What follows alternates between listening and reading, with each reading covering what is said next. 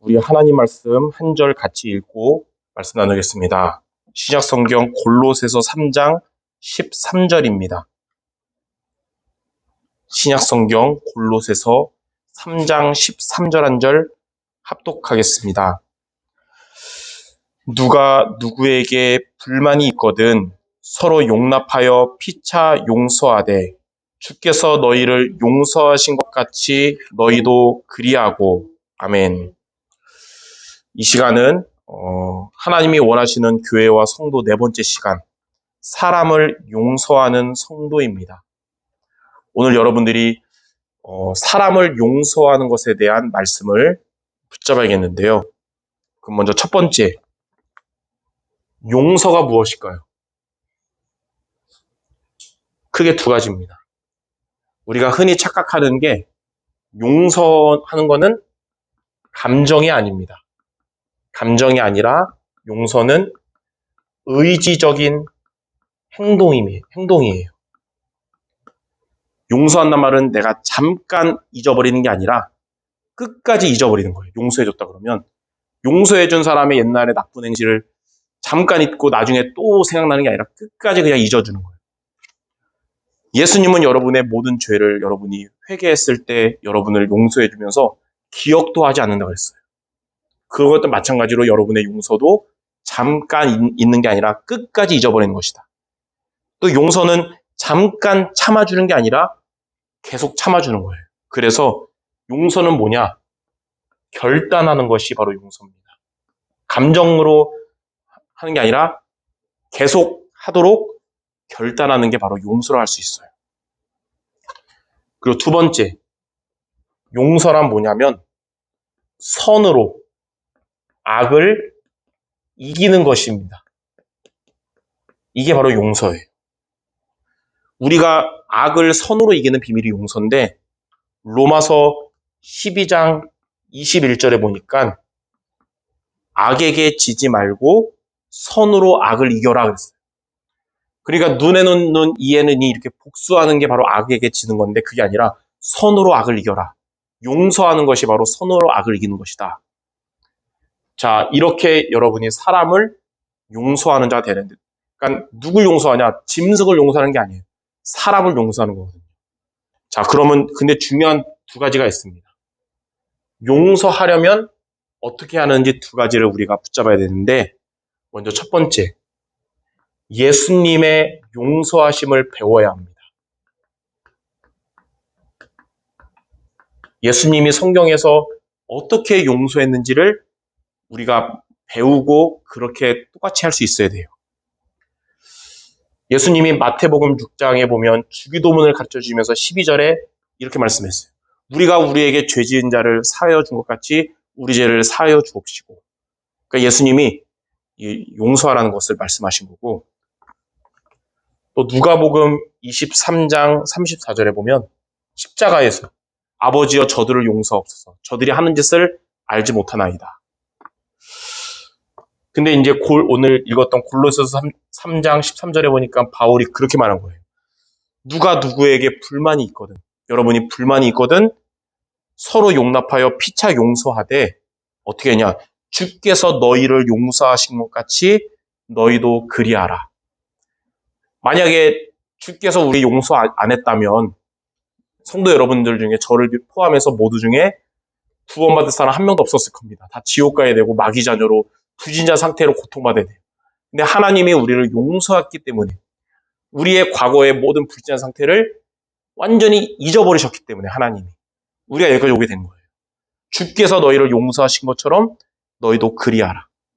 그러니까 내 인격으로는 한계가 와도 나를 용서하신 주님을 바라보면서 주님 때문에 용서할 수 있어야 되는 겁니다. 근데 두 번째, 용서하는 시간표가 있어요. 언제 용서해야 되냐? 그냥 용서하는 게 아니에요.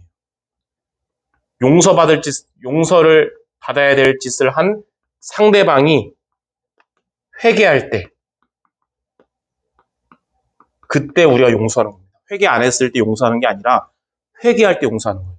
여러분이 정말 회개하고 예수님을 마음에 구주로 영접할 때 우리가 하나님께 용서받은 거, 구원받은 것처럼 상대방이 여러분의 큰 잘못을 졌을 때 그 사람이 회개할 때, 그때가 용서할 때라는 거예요.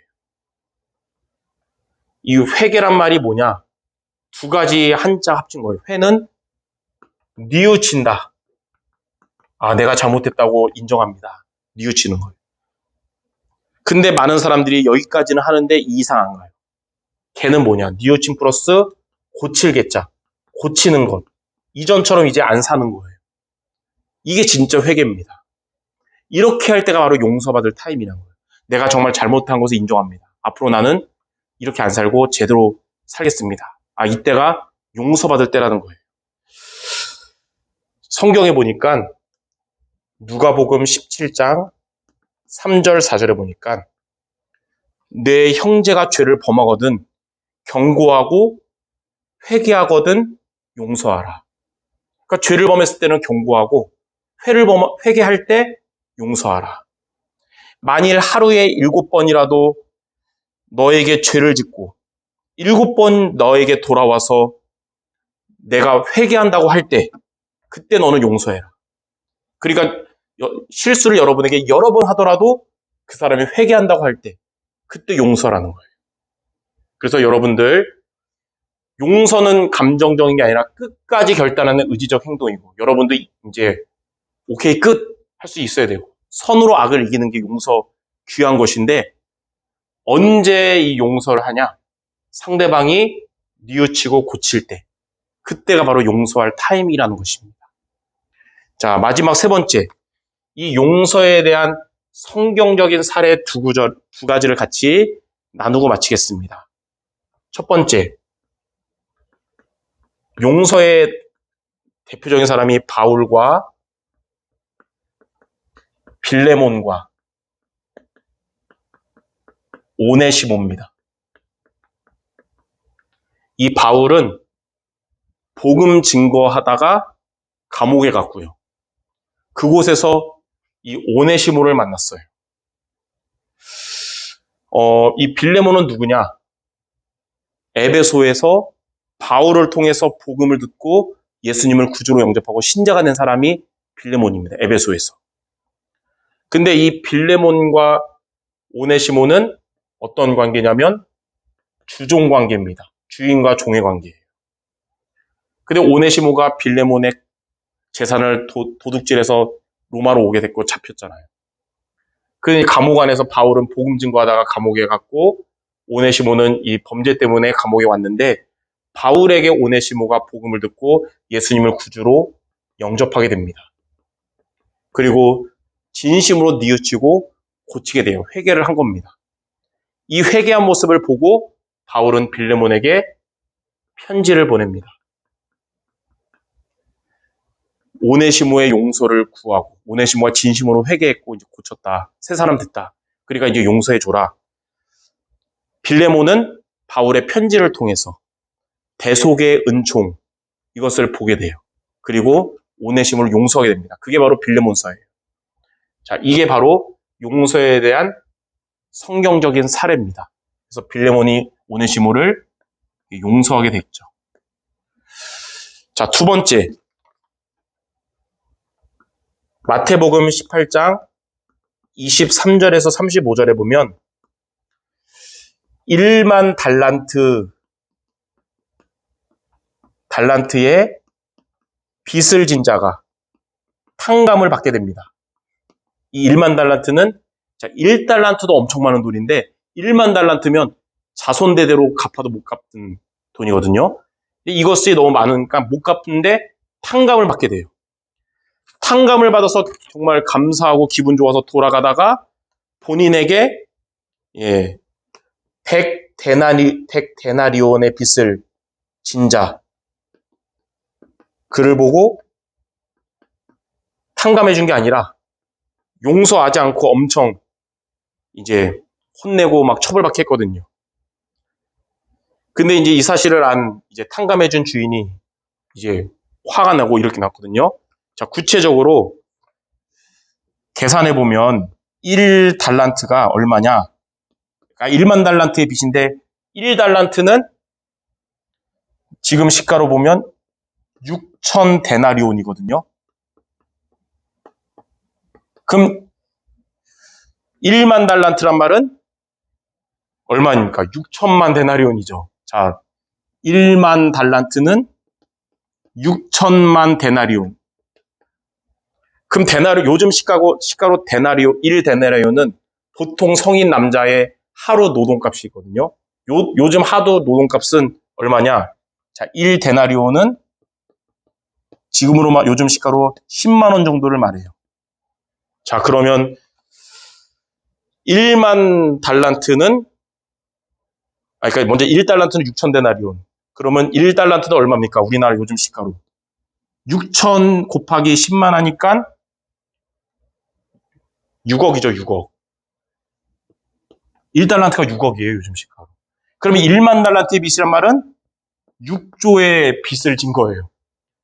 이 정도는 완전 그 현대 회장 정도 아니면 못 갚잖아요. 예. 일반 시민들 평생도 못 하는 건데, 그러면 100단위로는 얼마일까요? 1데나리 10만 원이니까 100단위면 1000만 원. 그러니까 쉽게 말해서 요즘으로 말하면 6조의 빚을 진 사람이 탕감받은 거예요. 완전 이거는 지옥에서 천국이죠. 너무 기뻐서 집에 가다가 자기한테 1000만 원 빚진 자 보고 그 사람 엄청 혼내고 진짜 문제 일으킨 거예요. 우리는 하나님께 6조 이상의 용서를 받은 자거든요. 그런 여러분이 그거보다 훨씬 적은 것에 대해서 6조에 비하면 1000만 원도 크지만 6조에 비하면 아무것도 아니잖아요. 훨씬 적은 것에 대해서 용서할 수 있어야 된다. 그것을 성경은 우리에게 말씀을 하는 겁니다. 예. 마찬가지로 여러분에게 누가 상처를 줬다 하더라도 여러분이 탕감받은 것에 비하면 마치 6조의 1천만 원 정도 차이라고 볼 수 있어야 돼요. 그래서 예수님의 용서하심을 따라서 상대방이 정말 회개한다면 그를 용서할 수 있는 성도 여러분들 모두 되시기 바랍니다. 그러한 여러분을 통해 많은 영혼들이 구원받고 하나님 우리 교회를 더 큰 응답으로 성도 한 명 한 명을 여러분의 가정을 더 큰 응답으로 축복하실 겁니다. 이렇게 크게 네 가지로 하나님이 원하시는 우리 교회와 성도의 모습을 갖추시는 모두 되기를 주님의 이름으로 축원합니다. 기도하겠습니다. 하나님 아버지, 예수님의 용서하심을 본받아서 우리도 상대방이 정말 회개하게 하시고 그들을 용서할 수 있는 마음을 주시옵소서. 감정적인 일시적인 용서가 아니라 끝까지 의지적으로 용서할 수 있는 큰 그릇을 갖춘 큰 응답받을 우리 모두 되게 하여 주옵소서. 예수 그리스도 이름으로 기도드립니다. 아멘.